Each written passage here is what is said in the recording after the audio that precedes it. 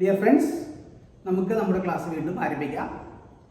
കഴിഞ്ഞ ക്ലാസ്സിലെ ഞാൻ പറഞ്ഞത് പ്രസന്റ് ആദ്യ 4 പാസീവ് രൂപങ്ങളാണ്. 4 പാസീവ് ഇല്ല, 3 പാസീവ് ഉള്ളൂ. സിമ്പിൾ പ്രസന്റിന്റെ പാസീവ്, പ്രസന്റ് കണ്ടിന്യൂസിന്റെ പാസീവ്, പ്രസന്റ് പെർഫെക്റ്റിന്റെ പാസീവ്, പ്രസന്റ് പെർഫെക്റ്റ് കണ്ടിന്യൂസിന്റെ പാസീവ് ഇല്ല. ഞാൻ അതിലെല്ലാം ആ പ്രെഡിക്കേറ്റ് ഭാഗം വേണ്ട പോലെ വരച്ചു തന്നിട്ടുണ്ട്. അത് നിങ്ങൾ വീണ്ടും ആവർത്തിച്ച് എഴുതി പഠിക്കാം. മലയാളമോ ഇംഗ്ലീഷോ എഴുതി പഠിച്ചാൽ നിങ്ങൾക്ക് ഇംഗ്ലീഷ് എഴുതാൻ ഒരു ബുദ്ധിമുട്ടും ഉണ്ടാവില്ല. ഇന്ന് നമുക്ക് ആരംഭിക്കാൻ പോകുന്നത് ഞാൻ പാസ്റ്റ് ടെൻസിലെ 3 പാസീവും 1 ആക്റ്റീവ് മാത്രമേ ഉള്ളൂ എന്ന് അറിയാം. അപ്പോൾ പാസ്റ്റ് ടെൻസിൽ ആദ്യം സിമ്പിൾ പാസ്റ്റ്.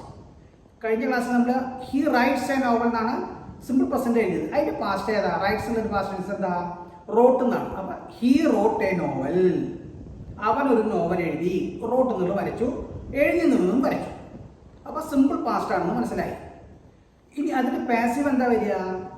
അതിൻ്റെ passive a novel was written by him now.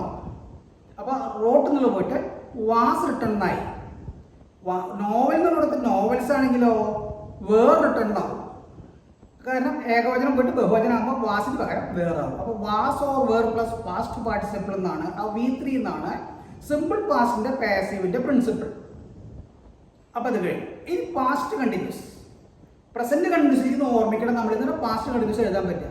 Present കണ്ടിന്യൂസിലെ ഹീസ് റൈറ്റിംഗ് എ നോവൽ എന്നാണ് നമ്മൾ പഠിച്ചത്. അതേസമയം ഇപ്പം എന്താക്കണം?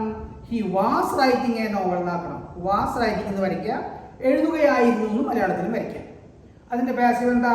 ഒബ്ജക്റ്റിനെ ആദ്യം കൊണ്ടുവരിക. A novel was being written by him എന്നാണ് അതിന്റെ പാസീവ് വരിക. അപ്പൊ എന്തായി മാറി? വാസ് ബീങ് റിട്ടൺ എന്നാണ് അതിന്റെ പ്രെഡിക്കേറ്റിൽ വന്ന മാറ്റം. വാസ് റൈറ്റിംഗ് എന്നുള്ളത് എന്തായി മാറി? വാസ് ബീങ് റിട്ടൺ എന്നായി മാറി. ചുരുക്കി പറഞ്ഞാൽ ഈ എ നോവൽ എന്നുള്ളത് നോവൽസ് ആണെങ്കിലോ വേർ ബീങ് റിട്ടൺ എന്നാവും. അപ്പൊ എഴുതപ്പെടുകയായിരുന്നു എന്ന് മലയാളം. ഇനി മൂന്നാമത്തെ പാസ്റ്റ് പെർഫെക്റ്റ്.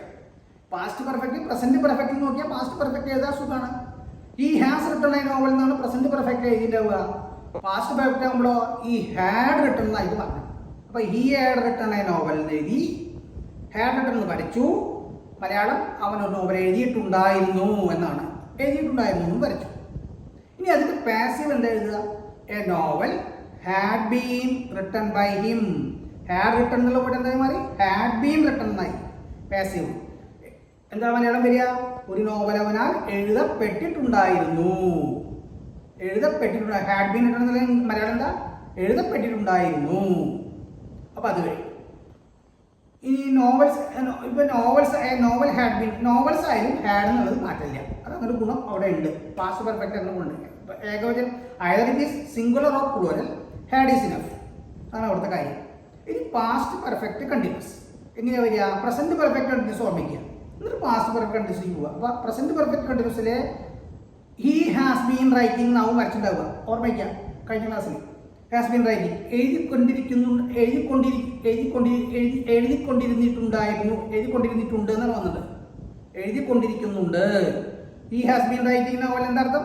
അവനൊരു നോവൽ എഴുതിക്കൊണ്ടിരിക്കുന്നുണ്ട്. ഇപ്പൊ എന്താ വരിക? ഈ ഹാഡ് ബീൻ റൈറ്റിംഗ് അവനൊരു നോവൽ എഴുതിക്കൊണ്ടിരിക്കുന്നുണ്ടായിരുന്നു. അപ്പൊ ഹാഡ് ബീൻ റൈറ്റിംഗ് അതിന്റെ മലയാളം എഴുതിക്കൊണ്ടിരിക്കുന്നുണ്ടായിരുന്നു. അതിന് നോ പാസീവ്. അങ്ങനെ പാസ്റ്റ് ടെൻസിൽ 3 ടെൻസിന് പാസീവ്, 1 പാസീവ് വോയിസ് ഇല്ല. ജസ്റ്റ് ലൈക്ക് പ്രസന്റ്സിനും അങ്ങനെ തന്നെ 3 ടെൻസിന്റെ പാസീവ് ഉള്ളൂ, 4ാമത്തേന് പാസീവ് ഇല്ല. എന്താ ഇല്ലാത്തതെന്ന് ഒന്നും എന്നോട് ചോദിക്കരുത്. കാരണം നമ്മൾ പഠിച്ചു വന്നതും നമ്മളെ പഠിപ്പിച്ചതും അങ്ങനെയാണ്. അത്രയാണ്. അപ്പോൾ പാസ്റ്റ് ടെൻസിന്റെ കാര്യം ഇന്ന് ഇവിടെ അവസാനിക്കുന്നു. അപ്പോൾ ഇനി നമ്മൾ ചെയ്യേണ്ടത് ബോർഡിലേക്ക് നിങ്ങൾക്ക് കാണിക്കാൻ പോകണം. ഞാൻ കണ്ടോളൂ, ബോർഡിലേക്ക് നോക്കിക്കോളൂ. He wrote a novel, simple past. എങ്ങനെ മനസ്സിലാവുക? സിമ്പിൾ പാസ്റ്റ് എന്നുള്ളത് റൈറ്റ് പാസ്റ്റ് ടെൻസ്, റൈറ്റ്സിന്റെ പാസ്റ്റ് ടെൻസ് റോട്ട് എന്നാണ്. അവനൊരു നോവൽ എഴുതി എന്ന് പറഞ്ഞാൽ റോട്ട്. അതിന്റെ പാസീവ് നോവൽ ഒബ്ജക്റ്റിന് കൊണ്ടുവന്നു. പാസീവ് എന്താ ശ്രദ്ധിക്കേണ്ടത്? ഒബ്ജക്റ്റിന് കണ്ടെത്തണം. ഒബ്ജക്റ്റ് ആരെ, ആർക്ക്, എന്ത്, എന്തിനേന്ന് ചോദിക്കുന്നതാണ് ഒബ്ജക്റ്റ്. അപ്പൊ എന്തായത്? ഒരു നോവൽ എഴുതി. അപ്പൊ ഒരു novel was written by him. Wrote എന്നുള്ളത് വാസ് റിട്ടൺ ആയി. ആ നോവൽ നോവൽസ് ആണെങ്കിലോ വേർ റിട്ടൺ ആയി മാറും. അടുത്തത് എന്താ എഴുതി എന്ന് പറഞ്ഞാൽ എഴുതപ്പെട്ടു. അടുത്തത് പാസ്റ്റ് കണ്ടിന്യൂസ്. ഈ was writing a novel. Past കണ്ടിന്യൂസിന് പാസ്റ്റ് കണ്ടിന്യൂസ് അവിടെ എഴുതിയില്ല. ഒരു നോവൽ, അവൻ ഒരു നോവൽ എഴുതുകയായിരുന്നു. വാസ് റൈറ്റിംഗ് എഴുതുകയായിരുന്നു. അതിന്റെ പാസീവ് ഒബ്ജക്റ്റ് ആദ്യം കൊണ്ടുവരിക. A novel was being written by him എഴുതപ്പെടുകയായിരുന്നു. എ നോവൽ നമ്മുടെ നോവൽസ് ആണെങ്കിലോ വേർ ബീയിങ് റിട്ടൺ, അപ്പോഴും അർത്ഥത്തിൽ വ്യത്യാസമില്ല, എഴുതപ്പെടുകയായിരുന്നു എന്ന്. നോവലുകൾ അവനാൽ എഴുതപ്പെടുകയായിരുന്നു എന്ന് വരും. അടുത്തത് ഈ ഹാഡ് റിട്ടൺ പാസ്റ്റ് പെർഫെക്റ്റ്. ഈ had written a novel past perfect. Sorry, അവൻ ഒരു നോവൽ എഴുതിയിട്ടുണ്ടായിരുന്നു. ഹാഡ് റിട്ടൺ എന്ന അർത്ഥം എന്താ? എഴുതിയിട്ടുണ്ടായിരുന്നു. അതിന്റെ പാസീവ് എന്താ എഴുതുക?